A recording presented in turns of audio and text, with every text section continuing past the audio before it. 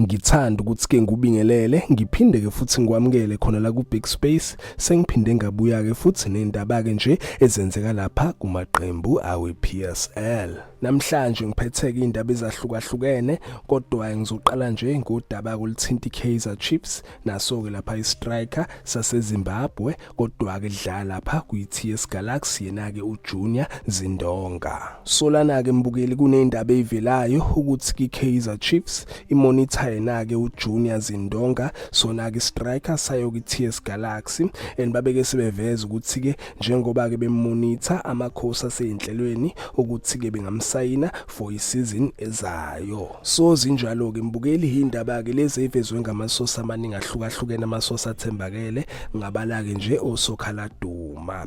So babeke sebeveza nalapha ama stats akhe since yena kuJunior Zindonga ajoyina ke TS Galaxy esuka lapha kwiMarumo Gallants. Ujoyine kuyona ke lesizini esikuyona and ke usakore amagoli awu2 and ke unama assist awu3 kuyona ke iTS Galaxy. So ungakhomenta ke mbukela ungitshela ukuthi ke wena ucabanga ukuthi ke uJunior Zindonga ngabe ke striker is right ukuthi ke engajoyina wona ngamakhosi. Ngizozwa ngawe ke mbukeli lapho ke kwi-comment section.